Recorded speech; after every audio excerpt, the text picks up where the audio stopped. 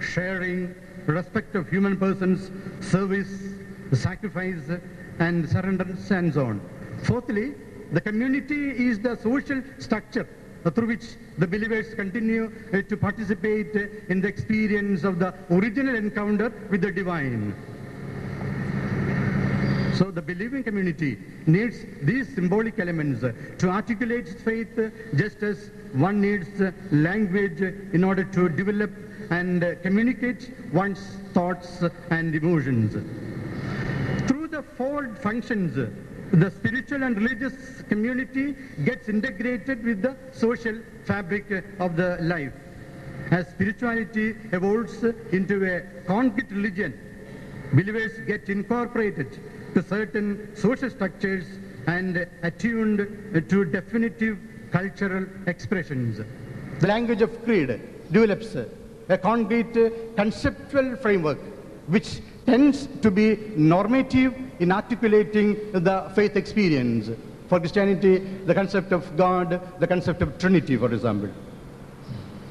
In the realm of cult, rituals and rubrics evolve and fix the symbolic expression into pre-programmed operations, different methods of prayer, which reaches to the culmination in mysticism.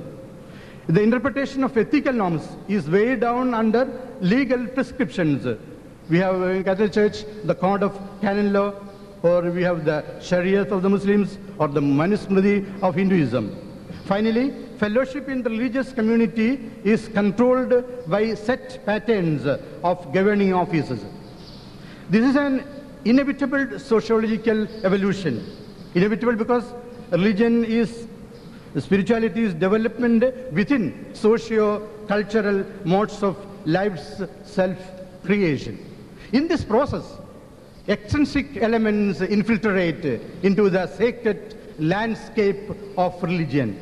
Political powers and commercial forces manipulate religious feelings and expressions in order to safeguard their vested interest. Then what are the consequences? The theological reflections or the creedal formulations loses its alertness and gets stagnated into a sort of dogmatism without being able to communicate an authentic God experience in the light of the pristine encounter.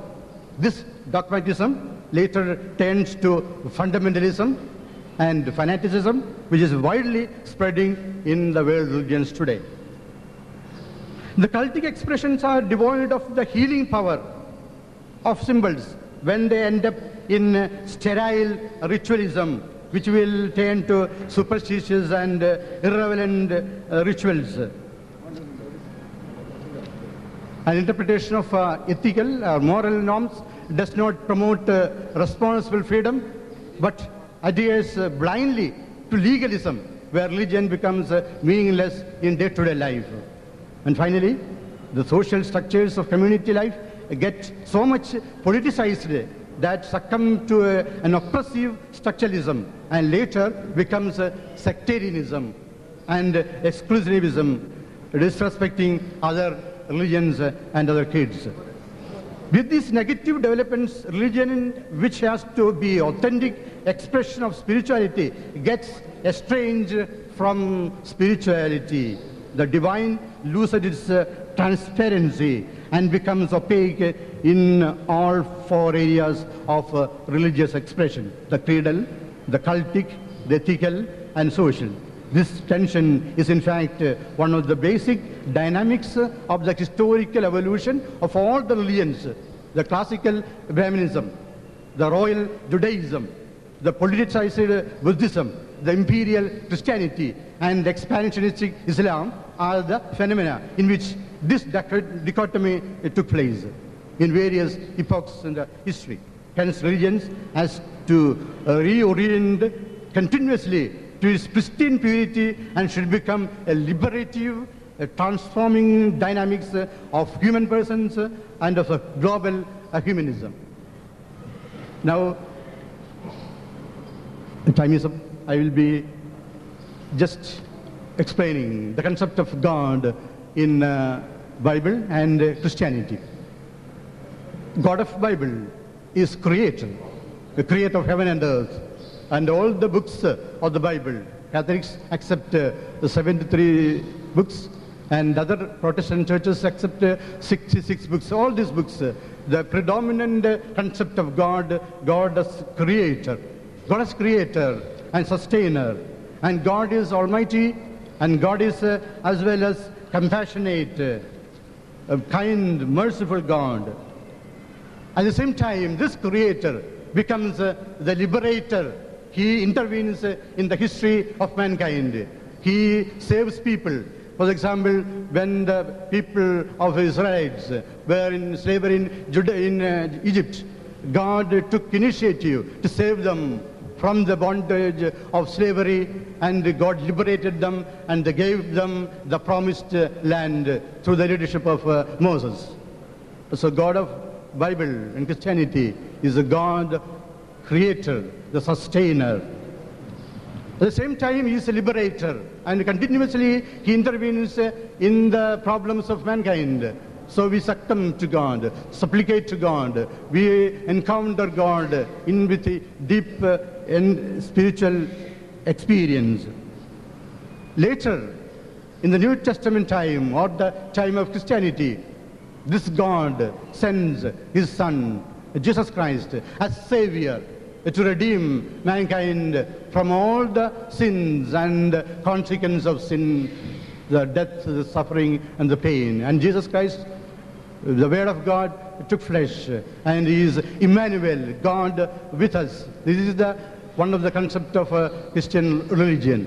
And Christ is Savior. He is the Redeemer of mankind. And Jesus sends his Spirit, the Holy Spirit. He is the sanctifier. He continues to sanctify the humanity to repentance, to change of life, and these three concepts together, the Creator, the Savior, the Sanctifier, becomes the Trinity concept.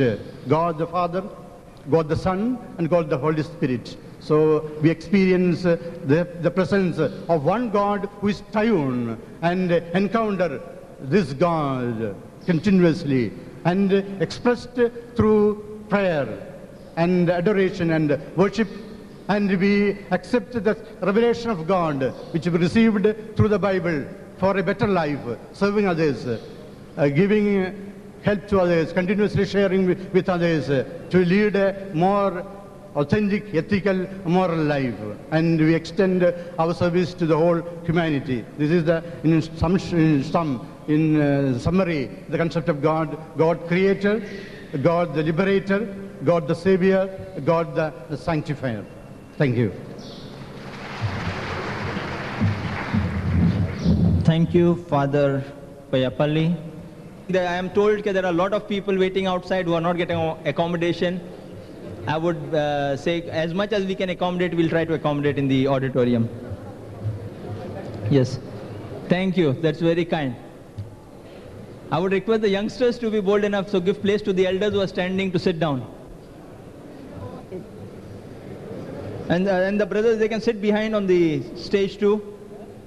Just leave about 2 feet gap from the mic for the speakers to stand properly, and you all can occupy the other part. On my right also people can sit behind, and the very young people could sit in the front also, no problem.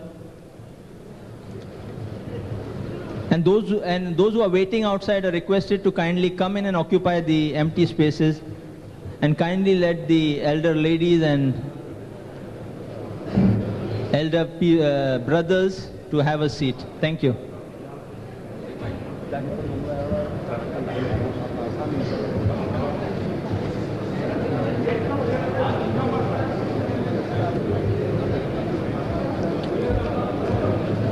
Now we would have